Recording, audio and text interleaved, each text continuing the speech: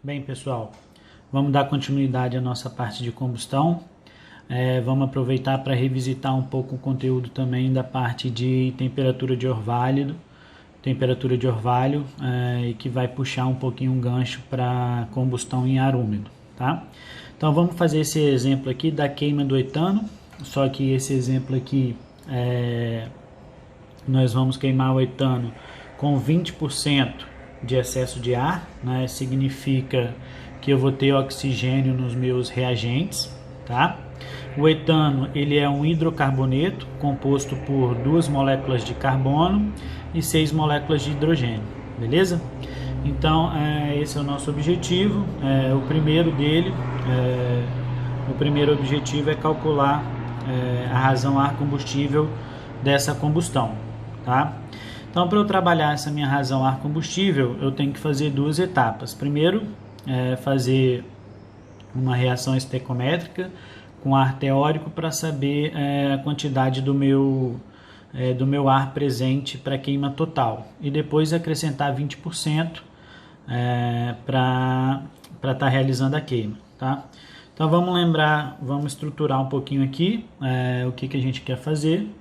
Nada mais é do que em uma câmara de combustão ter a adição do etano com ar, né? Esse ar está com 120%, né? Essa câmara de combustão ela está sem kPa, né? É importante ressaltar isso, né? E ela vai formar uma quantidade de CO2, H2O, O2 e N2, mas a gente não sabe a quantidade inicialmente, tá? Então vamos partir aqui para uma reação estequiométrica, né? A gente já trabalhou isso nos exercícios anteriores, onde eu tenho aqui a reação do etano com uma quantidade de ar, mas formando, né, obviamente, CO2, H2O e N2, né? Então a gente parte aqui para o nosso equacionamento, né? Esse equacionamento a gente usa aquela ideia do Chon, né? C-H-O-N, Chon. Então, se eu fizer aqui direto, ó, 2 moléculas de carbono, aqui eu só tenho uma molécula de carbono com coeficiente de B. Então, 2 é igual a B, né? Os reagentes igual ao produto, como a gente já fez nos exemplos anteriores, tá? E passo da mesma perspectiva para o H, vou achar o C igual a 3, para o oxigênio vou achar o A igual a 3,5 e para o nitrogênio vou achar o D igual a 13,16, como a gente já tinha feito em exemplos anteriores, beleza? Agora, quando eu acrescento 120% de excesso de ar, né, 20% de excesso de ar, ou 120% de ar, o que eu vou ter aqui, ó? Agora aqui a gente vai trabalhar em uma outra perspectiva, né? Esse 120% ele corresponde a especificamente o que aqui, ó?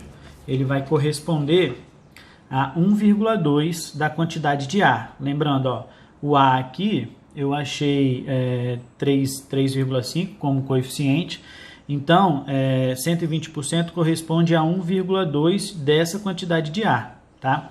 Observem que eu estabeleci agora a minha reação de uma maneira um pouco diferente, né? Eu coloquei aqui, ó, o seguinte, um coeficiente X para o dióxido de carbono, um coeficiente Y para a água, aí eu chamei de 0,2 vezes AT vezes O2, tá? Mais 1,2 vezes 3,6 AT vezes N2. O que é esse AT? Esse AT ele é o coeficiente estequiométrico do ar, tá? Nada mais é do que esse valor aqui, ó, coeficiente estequiométrico do ar. Então, isso daqui é o meu AT, tá? Porque ele vem aqui, ó, do coeficiente do ar da parte estequiométrica. Então, ele é o coeficiente estequiométrico do ar. Se eu não quisesse estabelecer essa reação já com esse 3,5, né, se eu não tivesse feita a minha reação anterior para saber que esse coeficiente era 3,75, não teria problema. Eu poderia partir desse AT aqui como uma incógnita também, tá?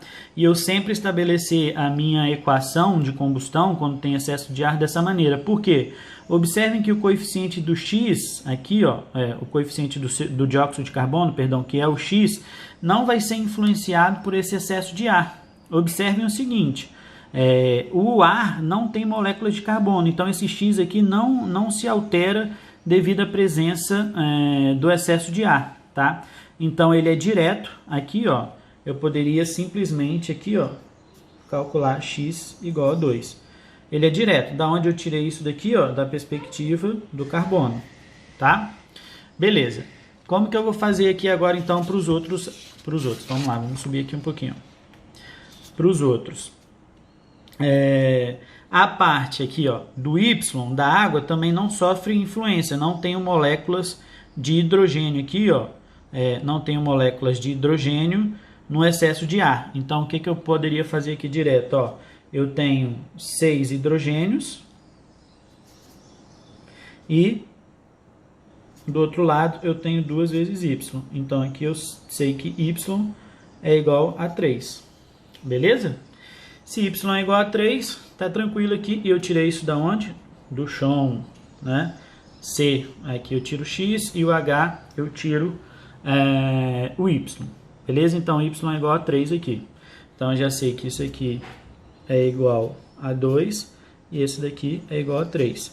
Beleza, agora eu vou para o oxigênio. No oxigênio tem diferença. E aí, ó, o que eu vou fazer aqui? Ó? Eu vou fazer toda a parte do oxigênio separada. E ainda vou considerar esse coeficiente estequiométrico do ar, tá? Então, se eu fosse pensar aqui na perspectiva do meu oxigênio, o que eu teria aqui? Eu teria 1,2 o meu coeficiente AT, tá? Pensando em 2 moléculas aqui de hidrogênio. Não vou multiplicar por 2 não, tá? Para simplificar. Do outro lado eu tenho aqui, ó, 2 moléculas também vezes 2, né? Então 2 direto. Estou fazendo tudo para o O2.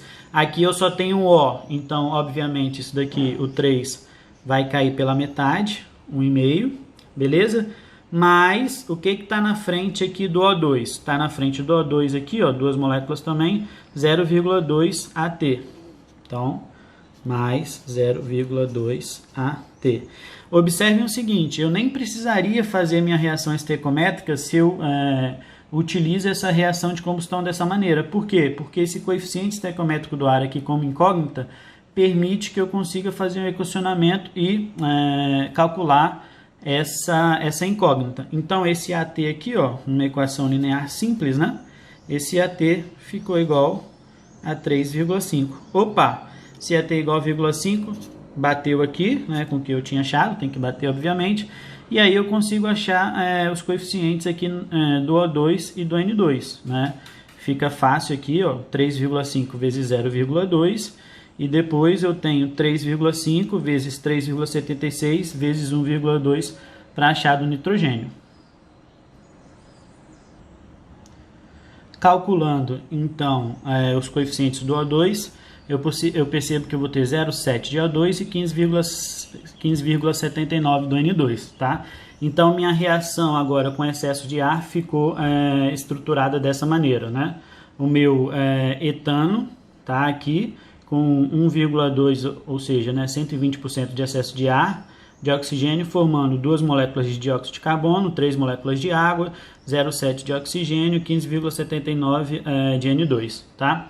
E aí o exercício me pede para eu calcular a relação ar-combustível, então fica fácil agora eu poder calcular a minha reação ar-combustível.